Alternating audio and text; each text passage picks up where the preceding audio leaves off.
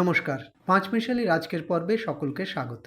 আজকের বিষয় বিহারের বিধানসভা ভোট। সোমবার 6 অক্টোবর মুখ্য নির্বাচন কমিশনার জ্ঞানেশ কুমার বিহারের বিধানসভা নির্বাচনের দিন ঘোষণা করলেন। 6 এবং 11 নভেম্বর বিহারে দুদফায় বিধানসভা ভোট হবে। ফল ঘোষণা 14 নভেম্বর। বর্তমান বিহার সরকারের মেয়াদ শেষ হচ্ছে 22 নভেম্বর। এবারের বিহার বিধানসভা নির্বাচন বিভিন্ন দিক থেকে সারা দেশের নজর কেড়েছে, যার মধ্যে প্রধান হল স্পেশাল ইন্টেন্সিভ রিভিশন বা এসআইআর। এই এসআইআর নিয়ে সুপ্রিম কোর্টের দ্বারস্থ হয়েছিলেন বিভিন্ন বিরোধী রাজনৈতিক দল এবং একাধিক নাগরিক সংগঠন। সুপ্রিম কোর্ট বেশ কয়েকদিন শুনানি করার পর তাদের রায় জানিয়েছে।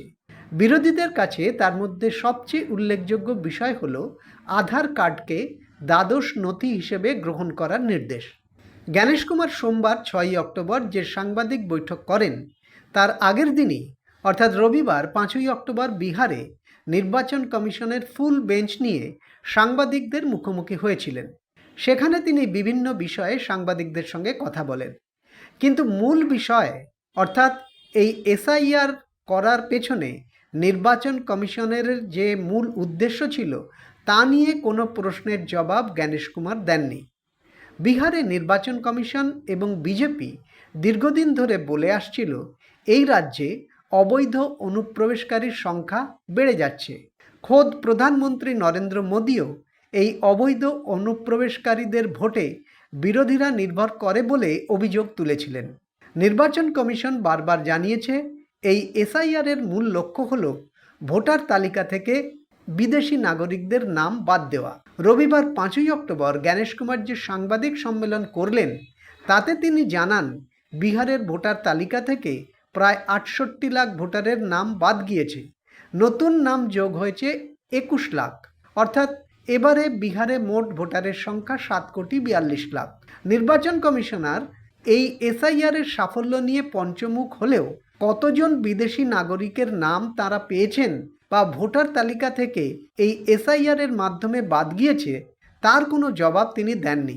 এমনকি বিহারের বা জাতীয় স্তরের বিজেপির কোনো নেতাও এখন এই অনুপ্রবেশকারী ভোটারদের নিয়ে কোনো কথা বলছেন না। বিহার বিধানসভার এই স্পেশাল ইন্টেন্সিভ রিভিশন করার সময় বিরোধীদের মূল দাবি ছিল আধার কার্ডকে কমিশন যেন মান্যতা দেয়। সুপ্রিম কোর্ট বহু শুনানি করার পর নির্দেশ দেয় কমিশনকে দ্বাদশ নথি হিসেবে আধার কার্ডকে মান্যতা দিতে হবে। মুখ্য নির্বাচন কমিশনার জ্ঞানেশ কুমার রবিবার সাংবাদিকদের এই সংক্রান্ত প্রশ্নের যে জবাব দিয়েছেন তাতে স্পষ্ট কমিশন আধার কার্ডকে কোনো রকম মান্যতা দিতে রাজি নয়।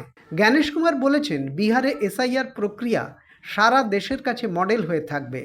আগামী দিনে এভাবেই সারা দেশে স্পেশাল ইন্টেন্সিভ রিভিশন বা এসআইআর করা হবে। তার মানে কি দাঁড়ালো?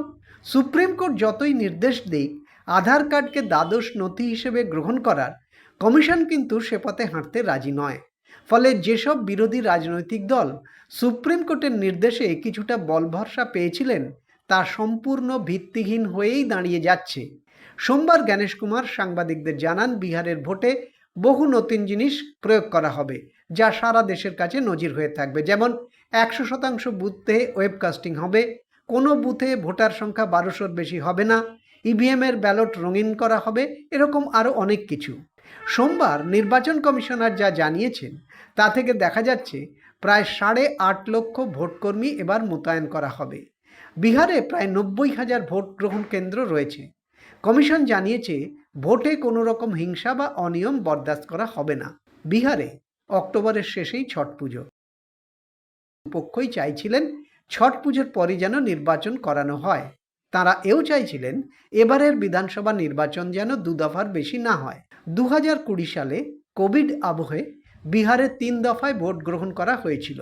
নির্বাচন কমিশন সোমবার 6 অক্টোবর জানিয়ে দেয় বিহারে ভোটের সঙ্গে সারা দেশের 8টি বিধানসভা কেন্দ্রের উপনির্বাচনও হবে। এবারে 2020 সালের বিধানসভা নির্বাচনের ফলাফলের দিকে একটু নজর রাখা যাক। 2020 সালে বিহারের ভোটে 243টি আসনের মধ্যে এনডিএ জোট পায় মোট 125টি আসন, ইন্ডিয়া জোট পায় 110টি আসন, অন্যান্যরা 8টি। শতাংশের হিসেবে এনডিএ এবং ইন্ডিয়া উভয়ই 37% করে ভোট পায়, অন্যান্যরা পায় 26% ভোট। কিন্তু মোট ভোটের ফারাক ছিল মাত্র 12,000। ভোটের দিন ঘোষণার সঙ্গে সঙ্গে আদর্শ আচরণবিধি লাগু হয়ে গেছে। বিহারের বিধানসভার দিন ঘোষণার সঙ্গে সঙ্গে শুরু হয়ে গেছে রাজনৈতিক তৎপরতা। একদিকে নীতিশ কুমারের নেতৃত্বে এনডিএ জোট, অন্যদিকে তেজস্বী যাদবের নেতৃত্বে ইন্ডিয়া জোট। দুই শিবিরেই কিন্তু শরিক দলের সঙ্গে আসন সমঝোতা এখনও চূড়ান্ত হয়নি।